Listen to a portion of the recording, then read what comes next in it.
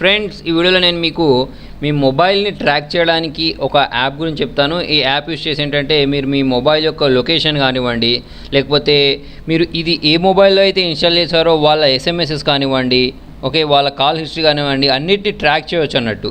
So దానికోసం చూడండి, మీరు ఒక యాప్ని ఇన్స్టాల్ చేసుకోండి. దాని పేరు ఏంటంటే సర్బరస్ అనే ఈ యాప్ ఉంటుంది. దీనికి సంబంధించిన లింక్ కూడా నేను కింద డిస్క్రిప్షన్లో ఇస్తాను. మీరు దీన్ని ఇన్స్టాల్ చేసుకొని ఓపెన్ చేసుకున్న తర్వాత అంటే దీనిలో కొన్ని సెట్టింగ్స్ అడుగుతుంది, అంటే పర్మిషన్స్ ఇవ్వాలి. పర్మిషన్స్ ఇచ్చేయండి. తర్వాత రిజిస్టర్ చేసుకోమంటుంది, రిజిస్టర్ చేసుకోండి. మీకు ఒక ఐడి ఉన్న పాస్వర్డ్ వస్తుంది. ఓకే, అంటే మీరు క్రియేట్ చేసుకోవాలి. ఫస్ట్ ఒక ఐడి ఉన్న పాస్వర్డ్ క్రియేట్ చేసుకోవాలి.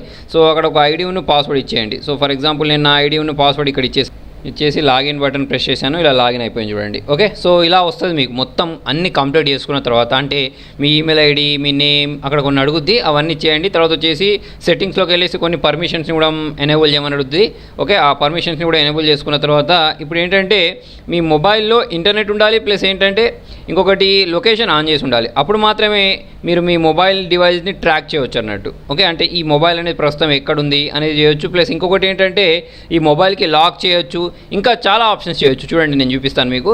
సో దానికోసం మీరు చూడండి, మీ మొబైల్లో యాప్ ఇన్స్టాల్ చేసుకున్న తర్వాత సేమ్ అదే సైట్లోకి ఇక్కడికి వెళ్ళాలి. ఓకే, సో ఇక్కడ చూడండి cerberusApp.com అనే ఈ సైట్ ఉందా, ఈ సైట్లోకి వెళ్ళాలి. వెళ్ళిన తర్వాత మిమ్మల్ని ఫస్ట్ టైం ఎలా అడుగుద్ది అంటే లాగిన్ చేయమని అడుగుద్ది అన్నట్టు. ఓకే, సో మీరేంటంటే మొబైల్లో ఏ user ID and password create చేసుకున్నారో అదే యూజర్ ఐడి అండ్ పాస్వర్డ్ ఇక్కడ లాగిన్ అవ్వాలండి, అదే యూజర్ ఐడి పాస్వర్డ్ తోటి. ఓకే, సో ఇక్కడ నేను నా యూజర్ ఐడి పాస్వర్డ్ తోటి లాగిన్ చూడండి. లాగిన్ అయిన తర్వాత స్టార్టింగ్ ఇప్పుడు నా మొబైల్ అనేది ఏ లొకేషన్లో ఉందో డైరెక్ట్ ఇక్కడ చూపిస్తుంది చూడండి. ఓకే, ఎలాగైతే మీకు ఆండ్రాయిడ్ డివైస్ మేనేజర్ పనిచేస్తుందో ఇది కూడా అలాగే పనిచేస్తుంది. కాకపోతే మీకు ఏంటంటే దీనిలో ఎక్స్ట్రా ఆప్షన్స్ వస్తాయి అన్నట్టు. ఓకే, సో చూడండి, దానికోసం ఇక్కడ స్టార్ట్ ట్రాకింగ్ అని చూసారా, ఇది ఏంటంటే ట్రాకింగ్ స్టార్ట్ చేయడానికి, అంటే ఆ మొబైల్ ఎక్కడుందో తెలుసుకోవడానికి ఇది యూజ్ చేస్తుంది.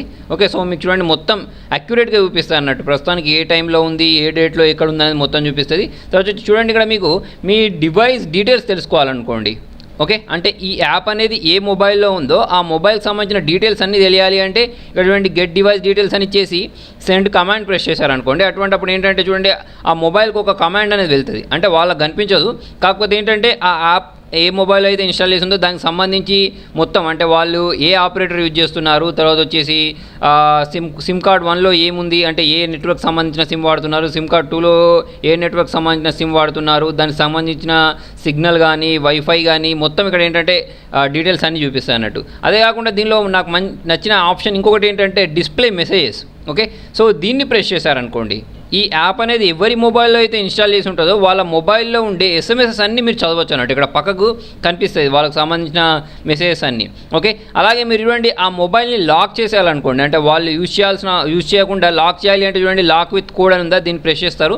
ఇక్కడ మీకు నచ్చిన కోడ్ పెట్టేసుకోవచ్చు. ఫర్ ఎగ్జాంపుల్ నేను చూడండి 1 2 3 4 5 ఇలా ఇచ్చేసి సెండ్ కమాండ్ ప్రెస్ చేశాను అనుకోండి, ఆ మొబైల్ ఏదైతే ఉందో, అంటే ఈ యాప్ ఏ మొబైల్ అయితే ఇన్స్టాల్ చేసి ఉందో ఆ మొబైల్ లాక్ అయిపోద్ది అన్నట్టు. ఏ నెంబర్ తోటి అంటే 1 2 3 4 5 నెంబర్ తోటే లాక్ అయిపోద్ది. అంటే ఆ మొబైల్ ఎవరి దగ్గర ఉందో వాళ్ళు ఈ కోడ్ని టైప్ చేయాలి, అప్పటి వరకు దాన్ని అన్లాక్ చేయలేరు అన్నట్టు. ఓకే, సో మీరు అన్లాక్ కావాలంటే మీరే ఇక్కడ నుంచి అన్లాక్ చేయొచ్చు.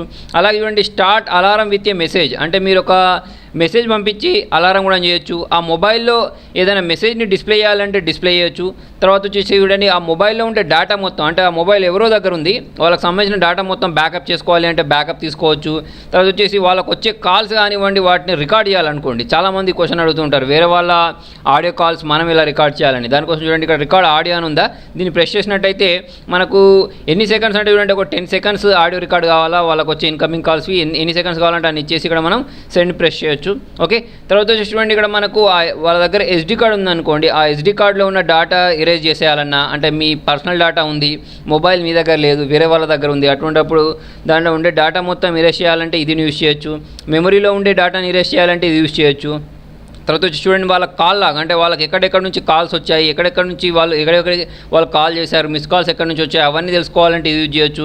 క్యాప్చర్ స్క్రీన్ రికార్డింగ్ అని దీన్ని ప్రెస్ చేస్తే మనకి ఏంటంటే వాళ్ళ స్క్రీన్, అంటే వాళ్ళ స్క్రీన్ మీద వాళ్ళు ఏమేమి చేస్తున్నారు అదంతా మనం ఏంటంటే ఇక్కడ నుంచి క్యాప్చర్ చేయొచ్చు అన్నట్టు. ఇక్కడ చూడండి సెండ్ కమాండ్ ప్రెస్ చేసిన తర్వాత దానికి సంబంధించిన స్క్రీన్ మొత్తం క్యాప్చర్ అవుద్ది. కాకపోతే ఏంటంటే ఇది ఓన్లీ రూటెడ్ డివైస్కి మాత్రమే పనిచేస్తాయి అన్నట్టు. ఓకే, కొన్ని దీనిలో ఆప్షన్స్ ఉన్నాయి సరే, అవన్నీ రూటెడ్ డివైస్కి పనిచేస్తాయి, కొన్ని నాన్ రూటెడ్ డివైస్కి పనిచేస్తాయి. తర్వాత వచ్చేసి మీరు దానిలో బ్లూటూత్ని ఎనేబుల్ చేయాలన్నా డిసేబుల్ చేయాలన్నా, వైఫైని ఎనేబుల్ చేయాలన్నా డిసేబుల్ చేయాలన్నా, ఓకేనా, ఏదైనా అప్లికేషన్ స్టార్ట్ చేయాలన్నా మొబైల్లో, ఓకే, ఇవన్నీ చేయొచ్చు.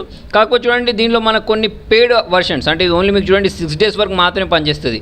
తర్వాత కూడా మీరు దీన్ని వాడాలి అంటే దీని సైట్ నుంచి మనం దీన్ని ఏంటంటే పర్చేస్ చేయాల్సి ఉంటుంది. ఓకే, సో మీకు చాలా ఇంపార్టెంట్, ఎవరిని మొబైల్ అయినా సరే మీరు స్పై చేయాలి అని అనుకుంటే వాళ్ళ మొబైల్లో దీన్ని ఇన్స్టాల్ చేసేసి ఈజీగా మీరు దీన్ని స్పై చేయొచ్చు అన్నట్టు.